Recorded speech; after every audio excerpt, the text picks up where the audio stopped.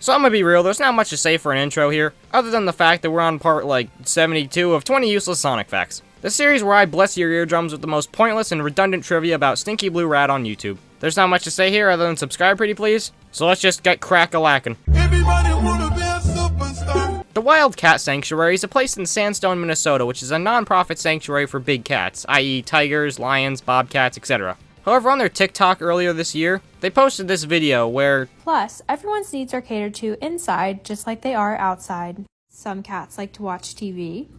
Yeah, so it's canon that the Black Panther's there, King T'Challa himself enjoys watching Sonic Boom. Because of course they do. I mean, I don't blame them, the episode they're watching. I couldn't find the episode number, I tried, okay? But why they put on Sonic Boom of all shows is just astonishing. I guess one of the workers there is just too cultured, I suppose. Turn on the TV, they hit the Pentagon! On the official Jack-specific site, they have every wave of Sonic figures listed and information about them and how to buy them. However, for some godforsaken reason, on both waves 4 and 9, they made Tails' nose white. How this happens, I have no clue. I can only assume the unpaid intern tasked with making the cover images was colorblind or something, and deleted his damn nose, making the man unable to smell, and then did it twice. If you click on it, the images of the figure itself are perfectly fine, just this cover image. I don't know, it's just too goofy. You promised my son that you're going to give him free Robux. In the recently released masterpiece known as The Murder of Sonic the Hedgehog, there's actually some neat Easter eggs right as you boot up the game. When given the option to enter your name, if you type in any of the characters in the game, you'll get this message. Like, the Sonic? Wouldn't that be cool? But no. And then if you type anything bad like swear words or something, including things like I killed Sonic, dumbass, and what the hell, you'll get this response. ... I don't think I could show my face around here again if I wrote that. This is obviously so people don't A, confuse themselves while having two characters name the same thing, and 2, delete any epic swear words. But it's at least neat they put these little special messages here. What do you want at 2 a.m. the Friday after Thanksgiving? Sonic is canonically a fan of the Thundermans. We all know the all-time classic Nickelodeon original series, and as you can assume, Sonic is a massive fan, like most other people on Earth. We know this as of January 15th, where Sega posted a video to their TikTok of Sonic getting onto an airplane and going to Hawaii, where for some reason, the legendary theme song is played in the background. Bet you never guessed, 'cause we're living our lives just like all the rest. Nah, but for real, why did they put the damn Thundermans theme over this random TikTok they made? Like, what does this add? It's not even like the lyrics make sense or anything. They just... Why? They should have used the Salmon Cat theme, though. That was peak. There's sticks in the walls. Oh, that's fucking hilarious. Did you know that Manscaped, the company that sponsored like every YouTuber ever, I get it, I'm not gonna shave my ball, actually made a Sonic ad. It wasn't official, no shit, but they made this ad, which is a direct remake of an old ad for Sonic Adventure 2. I'm not gonna read what it says because I like having money on my videos, but just looking at them side by side, it's a very clear remake. What a goof. My better judgment says call the police, but you are confusing me so much I need to know what's going on. In American Dad Season 16 Episode 1, titled Who Smarted, Haley breaks up with Jeff and is super depressed, so then Francine comes into her room to cheer her up.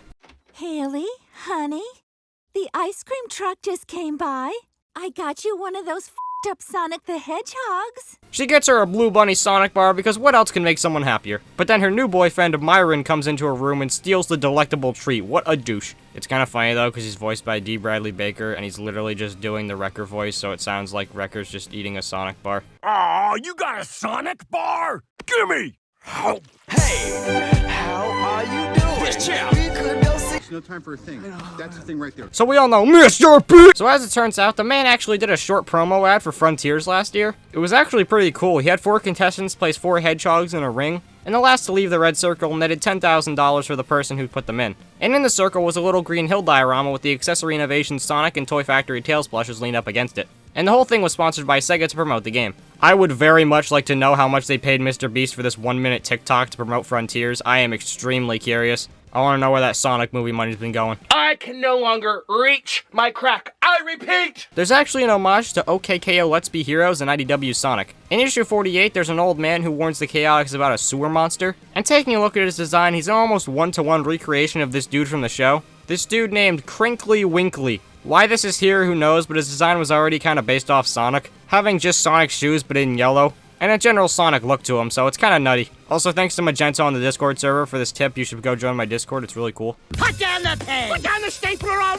over the pig's face! As we know, Sonic Channel is the greatest source of Sonic content on the universe. Mainly since as of 2019, they've been doing these awesome pieces of artwork that were posted on Sonic's Japanese Twitter. Done by Yuri Karasuno, these depict my favorite type of Sonic material, slice of life and chill pics of the main Sonic cast. And beyond things like having Maria and Shadow taking an exam, Tails in Station Square buying mint candies, or Silver delivering packages to residents of Soliana, there's one thing that these all share in common. In nearly every single one, they've managed to sneak either Big or Froggy in the background somehow. It's super neat and clever. Sometimes he's there, sometimes it's a photo, sometimes it's a Christmas ornament. It's great. These things were already peak enough, but adding these Easter eggs is just fantastic. I want to put my Jar Jar in the bathtub. So this dude on YouTube named Andri Dilden, the fact I can pronounce a Japanese name but not that's funny to me, made quite possibly the coolest Sonic custom ever, being this remote control plane as the Tornado. I'm not sure if the plane itself is custom in any way, or it just so happened to already look like the Tornado and it gave him the idea or something, but he strapped the GE Classic Sonic and Tails plushes to it and had it take flight. It's really cool to see, such a simple idea but it goes so hard. Maybe. Back in 2020, French TikToker Cyril did a classic video, filling a bathtub with Orbeez to make a super happy fun colors everywhere.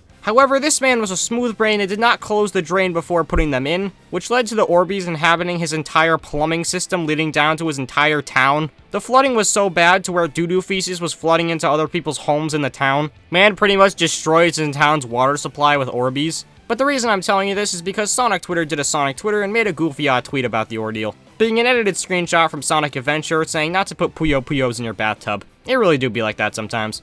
Go fuck Shamu in the blowhole. So as it turns out, Sonic has his own batteries. In a year I couldn't find, Sega teamed up with Brazilian electronics company Elgin, or Elgin, Razor Gin, to bring Sonic's mug onto their batteries. Why did they do this?